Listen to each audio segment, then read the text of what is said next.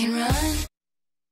Taylor Swift surprised fans Thursday with a brand new song. Only the Young is her new political anthem she dropped with the release of her Netflix documentary. And joining us now with a breakdown of all the truth bombs Taylor dropped in Miss Americana is ETonline's Katie Krause and one of Taylor's biggest fans. That is a true statement. I want to get right into it. We have pulled some of the best clips from the documentary. But I just want to say this documentary, if you love Taylor, if you don't like Taylor, you should watch this. It really demonstrates what she's gone through over the past decade, right? To really find herself and her voice. And I think that this quote from the documentary kind of sums the whole thing up. So take a look. I want to love glitter and also stand up for the double standards that exist in our society. I want to wear pink and tell you how I feel about politics. And I don't think that those things have to cancel each other out. I want to still have a sharp pen and a thin skin and an open heart. Wow. Yeah, I love it. You weren't lying. It's a documentary that's so fascinating because you really get a behind-the-scenes look, not just at her creative process of creating music, but her thought process of where she stands now in the world. And her life and what she's gone through. And I think one of the biggest things in there is she does address Kanye West and what happened in 2009 at the VMAs. But she's not throwing daggers. She's not accusing him. She's keeping it classy. And she's explaining how that moment made her feel. And I want you guys to check this out. For someone who's built their whole belief system on getting people to clap for you, the whole crowd booing is a pretty formative experience. That was like sort of a catalyst for a lot of psychological paths that I went down. And not all of them were beneficial. She gets really deep here. Yeah, wow. And that is one of the biggest themes that we see throughout is how much she got, like she loved the approval, right? And she loved the fans, and she really measured her success on how people thought of her. And she does talk about the success of 1989 and winning that Grammy for Album of the Year for the second time. And how when you hit the top and you think you have it all, maybe you don't really. And it feels so lonely. It feels so lonely, yeah. Take a look at this clip. And I remembered thinking afterward, oh my God, that was all you wanted. Oh God, that was all you wanted. That was all you focused on. You get to the mountaintop and you look around and you're like, oh God, what now? I want to thank the fans for the last 10 years and the Recording Academy. I didn't have a partner that I climbed it with that I could like high five. And plot twist, look now, she does have a partner to share all of this with. Did she manifest it? Did she manifest it? She's not lonely anymore.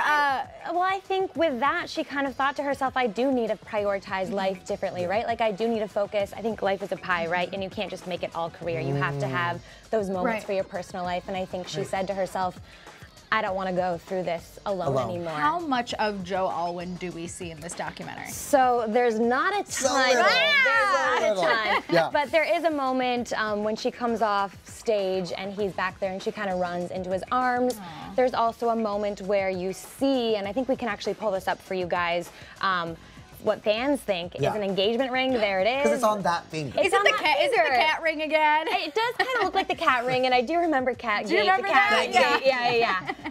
But I see why fans are talking so much about that moment. Anything on that finger is questionable. We're just always going to wonder.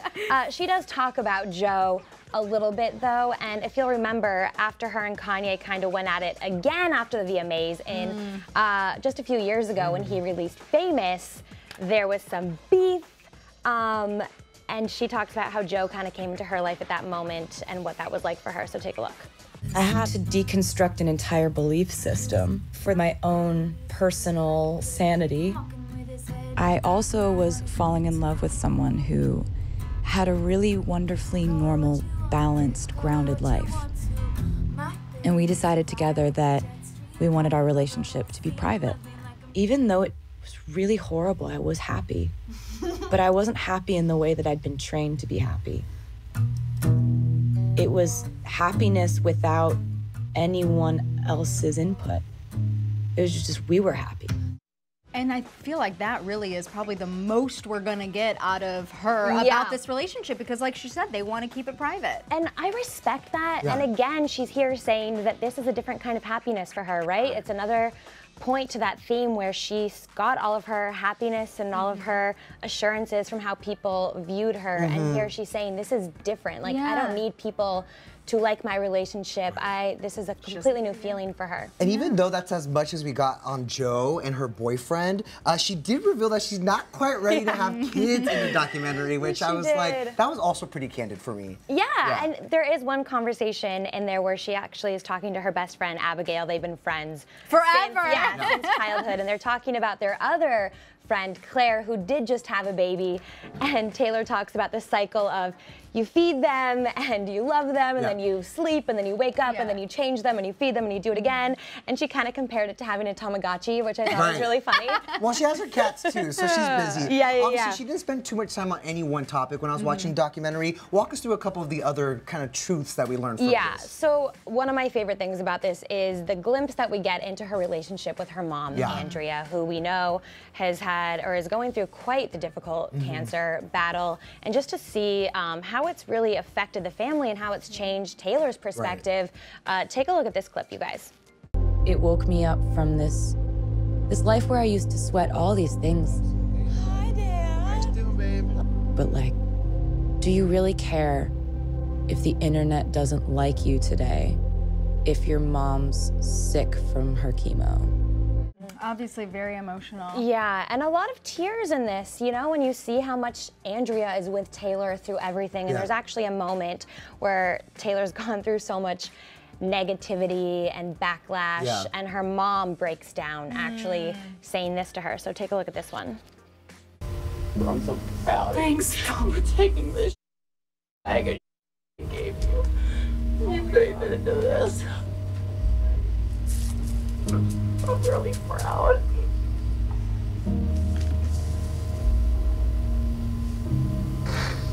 It's okay now.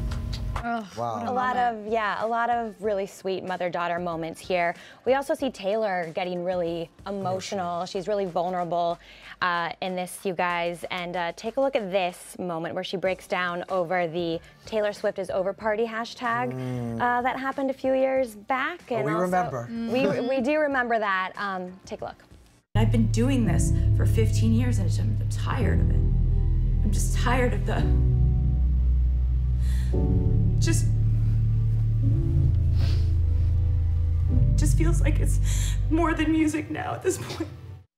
Oh man. That's got to be hard for an artist too, right? It's like you spend your whole life writing these songs about your life and wanting to connect, and then you feel like it's not about the music anymore. It's all about the tabloids and the rumors and the stories and the feuds. And you're a human. You are a human at the end of the day. And that's why she said she kind of retreated for a little bit, you know, and she created all this work, but also she worked on herself though too, and that's when she really got political and found her voice, right, in her platform. Yeah, that, but also, I mean, we do see that in this documentary. There's a lot of that. We played some of the song earlier. There is a portion though she does talk about her eating disorder, which I think is maybe the most vulnerable that Taylor has ever gotten. The most she's really shared about kind of the struggles she went through.